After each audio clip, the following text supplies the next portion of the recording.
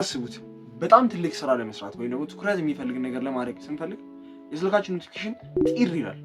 ያንንም ሲሰማ ምንድን ነው ቀጥታ የምናደርገው?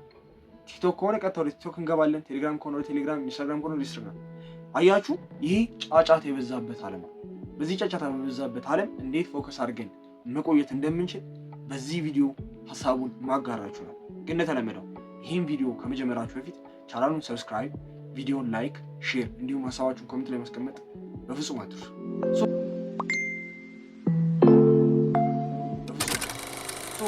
በጣም ብዙዎቻችን ለፎከስ የተለየ አመለካከት ነው ያለው። ፎከስ ማለት እንደምናስበው የ5 ሰዓት ሙሉ ምንም አይነት ትኩረት ሳናነሳ ሌሎች ነገሮችን ሳናደርግ ምናምን መቆየት አይደለም።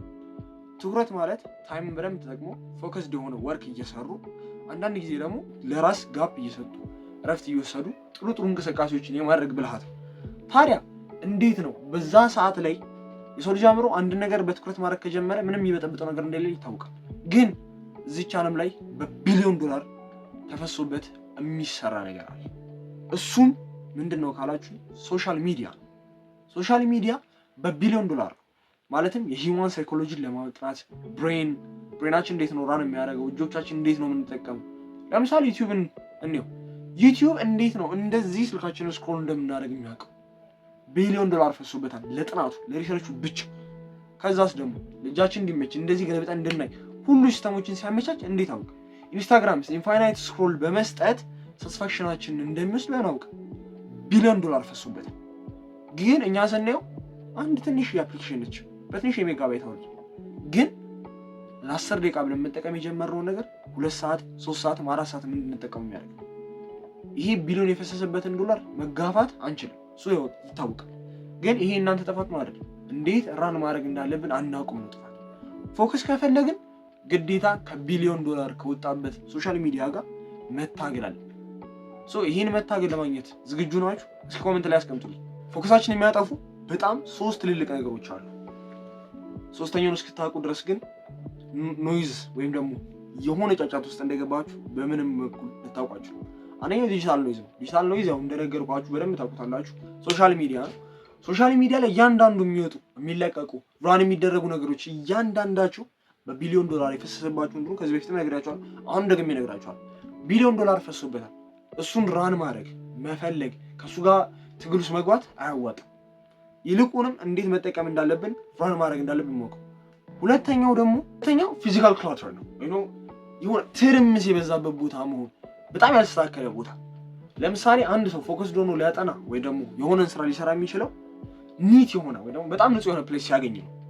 ለምሳሌ አሁን እኔ ያለሁበትን የካሜራ ቦታ ብታዩት ኒት ምንም ለትኩረት የሚረብሽ ነገር የሌለው ነው። ግን አሁን ለምሳሌ ክላተር ይሆናል። አሁን ለምሳሌ እዚህ ጋር የሆነ ነጭ ነጥብ ቢጫ ነጥብ ምናምን የበዛበት ቦታ ቢሆን ግን ትኩረቴ በጣም ይሰረቃል። እንደፈለኩኝ ራን ማድረግ አልችልም ራሴ። ሶስተኛው ግን ከሁሉም የባሰ ብዙዎቻችን በጣም ጥሩ ነገር ያደረግን እየመሰለን ግን በጣም ፎከሳችንን የምንጎዳበት ነገር። ይህን እስካላወቃችሁ ድረስ ፎከሳችሁ እንደተሰረቀ በምንም መንገድ አታ። ሶስተኛው በጣም ዋናው የፎከስ ጠላት ማልቲታስኪንግ ወይም በአንድ ጊዜ ብዙ ስራ መስራት። ለምሳሌ በአንድ ሰዓት ውስጥ 2 ቪዲዮ መመልከት፣ 10 ገጽ መጽሐፍ ማንበብ፣ 3 ሾርት ቪዲዮዎችን ፖስት ማድረግ፣ እነዚህ መልቲታስክ ናቸው። ግን መልቲታስክ እንዳውም ማድረግ እንችላለን። ይህን ሁሉ ታስክ በአንድ ቀን መስራት እንችላለን፣ ግን በአንድ ሰዓት ውስጥ አይደለም። ለምሳሌ 10 ገጽ መጽሐፍን 3 ሰዓት ላይ ከጠዋቱ ብናነብ 3 የሾርት ቪዲዮን 6 ሰዓት ላይ ብንለቅ ከዛ የቀረውን አንድ ታስካችንን ደግሞ ከዛ በኋላ ወደ 9 ሰዓት ብንለቅ ኢትስ ናት መልቲታስኪንግ። መልቲታስኪንግ ማለት በአንድ ጊዜ በጣም ብዙ ነገሮችን መሰብሰብ። ያ አእምሯችን በጣም ስትሬስድ እንዲሆን፣ ሰውነታችን ደግሞ በቃ ጭንቀት ውስጥ ፋቲግ ታውቃላችሁ? ፋቲግ ማለት የድካም በቃ ሃይ ሌቭል ነው። የሆነ ሰው በቃ አምባድ ዛሬ በቃ በጣም ደክሞኛል ምናምን የሚለው እነዚህ መልቲታስኪንጎች ናቸው። ሶስተኛውን እስካሁን ያው እንደምገምተው እንደማታውቁት በጣም እርግጠኛ ነኝ። ይህንን አላወቃችሁ ማለት ፎከሳችሁ በጣም እንደሚሰረቅ አታውቁ ማለት ነው። ዲፕ ፎከስ ግን ለምን ያስፈልገናል? አያችሁ፣ እነዚህን 3 ነገሮች በደንብ ስነግራችሁ ዲፕ ፎከስ ለምን እንደሚያስፈልግ ይገባችሁ። ሶስተኛውን ግን እስክታውቁ ድረስ ዲፕ ፎከስ ምን ያህል እንደሚያስፈልጋችሁ አታውቁ። አንደኛው ወይም ዋናው ነገር ከፍተኛ ጥራት ያለው ስራ ወይም ኳሊቲ የሆነ ወርክ ለመስራት 5 ሰዓት ሙሉ ተበታትነን የሆነን ስራ ከምንሰራ ይልቅ አንድ በጣም ጥልቅ የሆነ ትኩረት ያለው ስራ በመስራት የሚገራርሙ ውጤቶችን ማውጣት እንችላለን። ይሄ በሳይንስ የተረጋገጠ እውነታ ነው። ቼክ ማድረግም ትችላላችሁ። እስኪ እናንተ ኮመንት ላይ 5 ሰዓት የተበታተነ ወርክ መስራት ይሻላችኋል ወይስ በአንድ ሰዓት ውስጥ በጣም ጥርት ያለ ስራ ግን ስሞል አማውንት መስራት? እስኪ ኮመንት ላይ አስቀምጡልኝ። ሁለተኛው ደግሞ ለስ የሆነ ስትረስ ወይ ደግሞ አነስተኛ ጭንቀት ይኖራል። ያው ቅድም እንደነገራችሁ በመልቲ ታስኪንግ በጣም ትልቅ ጭንቀትን፣ የአእምሮ መዛልን፣ የሰውነት መድከም ነው የምናምጠው። ግን ይልቁንም በጣም በትንሽ ሰዓት የተከፈለ ዲፕ ወርክ ወይም ዲፕ ፎከስ በሚኖረን ጊዜ ግን ለስ የሆነ ስትረስ ፕላስ ሀይ የሆነ ሃፒነስ በጣም ደስተኛ ስሜትን፣ ዝቅ ያለ ጭንቀት ይኖረናል። ግን እኔ አትጨነቁ ያልኳል። እዚህ ምድር ላይ ለመስራት እስካሰባችሁ ድረስ የሚያስጨነቃችሁ ነገር አይደለም። ግን ኮንትሮል መደረግ ወይ ደግሞ አነስተኛ ሆነ ለስ የሆነ ስትረስ እንዲኖረን በጣም እድል ይፈጥርልናል። ሶስተኛው በጣም ዋናው ነገር ደግሞ ፋስት የሆነ ለርኒንግ ሲስተም ለመፍጠር እንጠቀማለን። በጣም ብዙዎቻችን የሆነ ነገር ካለፈ በኋላ ነው የምንማረው። ሶሻል ሚዲያ ላይ እንዴት ይሰራል ገንዘብ፣ ዩቲዩብ ላይ እንዴት ይወጣል፣ እንዴት አካውንት ክሬት አድርጌ ራሴን ላሳድግ፣ በጣም ብዙዎቻችን ወደ ኋላ ነው። ለምን? we don't have deep focus። ዲፕ ፎከስ ስለሌለን ብቻ። እነዚህን ኮንሰፕቶች በደንብ ያዟቸው፣ ወደፊት ቤታችሁ በጣም ጠቃሚ ናቸው። ዲፕ ፎከስ የሚያስፈልገን ፋስት ለርነር ለመሆን በቃ የሆነ ነገር ቶሎ ቃባ አድርገን መለወጥ እንችላለን። አዳዲስ ኮንተንቶች ሲወጡ፣ አዳዲስ የስራ እድሎች ሲወጡ፣ አዳዲስ ስኪሎች ሲወጡ ቶሎ ቃባ አድርገን የምንፈልገውን ህይወት ለመምራት ለማስተካከል መጠቀም የምንችልባቸው ናቸው። እነዚህ ነገሮች በደንብ ወቁ። እናንተ እስኪ ከነገርኳችሁ አንጻር ዲፕ ፎከስ ያላችሁ ሰዎች ናችሁ አይደላችሁ? እስኪ እንደተለመደው ኮሜንት ላይ አስቀምጡ። ትኩረትን እንዴት እንገንባ? እነዚህን 4 ነገሮች እስክታውቁ ድረስ ትኩረት ያላችሁ አይመስለኝም። እነዚህን 4 ነገሮች ካውቃችሁ በኋላ ግን በጣም እርግጠኛ ልንገራችሁ ትልቅ የሆነ ትኩረት ይኖራችኋል። አራተኛው ደግሞ ከሁሉም በላይ ነው። አንደኛው ወይም ዋናው ነገር ታይም ብሎኪንግ ወይም ደግሞ ጊዜን ከፋፍሎ የመጠቀም ስልትን መፍጠር። ለምሳሌ አንድ መጽሐፍ 10 ገጽ አነባለሁ ካላችሁ ከ3 ሰዓት እስከ 3 ተኩል ብላችሁ አስቀምጡለት። ያን ታይም ብሎክ ምንም ነገር ላለመስራት ተጠቅሙበት። እሱ ላይ ብቻ ትኩረት ባደረጋችሁ ቁጥር ዲፕ ፎከስ የመሆን አቅማችሁ በጣም እየጨመረ ይመጣል። 30 ደቂቃ መሆኑን አይታችሁ አትናቁት። 30 ደቂቃ ዲፕ ፎከስ አላችሁ ማለት 3 ሰዓት የማይኖርበት ምንም ምክንያት የለም። ይህን በደንብ ተረዱ። ሁለተኛው ደግሞ ዲዛይን ዩር ኢንቫይሮንመንት ማለትም ቅድም ነገርኳችሁ ኒት የሆነ ኢንቫይሮንመንት፣ ጥሩ የሆነ ኢንቫይሮንመንት መፍጠር። ለምሳሌ በቻላችሁት አቅም እናንተ ባላችሁበት ቦታ ዲፕ ፎከስ ሰራለሁ ባላችሁበት ቦታ ላይ ስልካችሁ ባይኖር በጣም ተመራጭ። ስልክ፣ ፒሲ፣ ዲጂታል ዲቫይሶች፣ ቲቪ፣ እያንዳንዱ ነገሮች ባይኖሩ በጣም ተመካሪ ነው። ይህን ኤንቫይሮንመንት ዲዛይን አድርጋችሁ ሲስተም ክሬት ባደረጋችሁ ቁጥር ሰክሰሲቭ፣ ኢንተርፕሬቲቭ እንዲሁም እያንዳንዱን ነገር ፋስት በሆነ ወይ መስራት የሚችል ስትሆናላችሁ። ሶስተኛው ለአእምሯችን ጥሩ ረፍት መስጠት። ያያችሁ አእምሯችን ልክ እንደ ጡንቻ ነው ወይም መስል ነው። መስል ከሰራንበት በኋላ ሪከቨሪ ታይም ይፈልጋል። ልክ እንደዛው አእምሯችን የሆነ ሪከቨሪ ታይም ያስፈልጋል።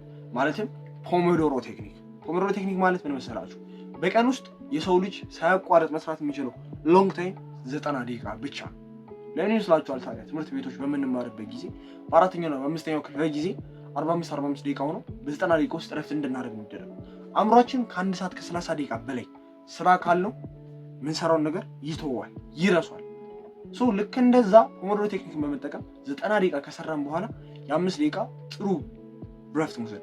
ማለትም ባለንበት ክፍል ውስጥ ወክ ማድረግ ሊሆን ይችላል፣ የሆነ ተፈጥሮ ማየት፣ ፀሐይ መሞቅ፣ ከተሻለ ፑሻፕ መስራት፣ አንዳንድ እንቅስቃሴዎችን ማድረግ። ይሄ አእምሯችን የበለጠ ፎከስድ የሆነ እና ሪል የሆነ ስራ እንዲሰራ ያደርጋል። አራተኛው እንዲሁም የመጨረሻው ግን በጣም ብዙዎቻችን ያላስተዋል ነው። ይሄ ከሁሉም በላይ በጣም ጠቃሚ ነው። ይህን እስካላደረጋችሁ ድረስ ሶስቱን ብታደርጉ እንኳን ሙሉ ለሙሉ ያላችሁ ነገር ይወድማል። አራተኛው ዲጂታል ዲቶክስ ወይም ደግሞ ሙሉ ለሙሉ ከሶሻል ሚዲያ የምንርቅበት ታይም መመደብ። በቀን ውስጥ ቢያንስ በትንሹ 1 ሰዓት ስክሪን ፍሪ ታይም ያስፈልገናል። ከተፈጥሮ ጋር የምንሆንበት፣ ከሰዎች ጋር የምናወራበት፣ ኢነርጄቲክ ሆነን ራሳችንን እናነጻበት። ግዴታ ከሰው ጋር ብቻ መሆን የለብንም። ስፖርት በመስራት ሊሆን ይችላል፣ መጽሐፍትን በማንበብ ኢነርጂ በመውሰድ ዎክ በማድረግ ፀሐይ በመሞቅ ባለበት ክፍል ውስጥ እንቅስቃሴዎችን በማድረግ እነዚህ ሁሉ በማድረግ ዲጂታል ዲቶክስን ማድረግ እንችላለን። በቃ ዶፓሚናችን ሪሊዝ ከሚሆንበት ነገር ቀየር ባለ መንገድ ሪሊዝ ማድረግ። እንደነገርኳችሁ ኢንስታንት ግራቲፊኬሽን ይፈልጋል አእምሯችን። ያንን ግራቲፊኬሽን እንቀይርበታለን። ፑሻፕ ስትሰራ ለምሳሌ ሳቲስፋክሽን የለውም፣ ግን በጊዜ ሂደት የሚመጣው ሳቲስፋክሽን ስታየው በጣም አሪፍ ነው። እዛ ታይም ላይ ካለ ሳቲስፋክሽን አሁን የምታገኘው ሳቲስፋክሽን በጣም ሀይ ነው። ምክንያቱም ተፈጥሯዊ ነዋ። ዲጂታሊ አይደል። ዲጂታሊ ያለው ግን ስክሮል ባደረግ ቁጥር በቃ እየደካም ኢነርጂን እየጨረስክ ነው የምትወጣው። ዲፕ ፎከስ ማለት ምን እንደሆነ በደንብ እንደተረዳችሁት ተስፋ አደርጋለሁ። እስኪ እናንተ ዲፕ ፎከስ ሆናችሁ የምትሰሩበትን ትልቁን ታይም ኮመንት ሴክሽኑ ላይ አስቀምጡልኝ። ይህን ቪዲዮ ላይክ፣ ለምትወዷችሁ ሰዎች ሼር ማድረግ እንዲሁም ሰብስክራይብ በማድረግ ቤተሰብ መሆን አትርሱ። እስካሁን ከኔ ጋር ስለነበራችሁ ከልብ አመሰግናለሁ።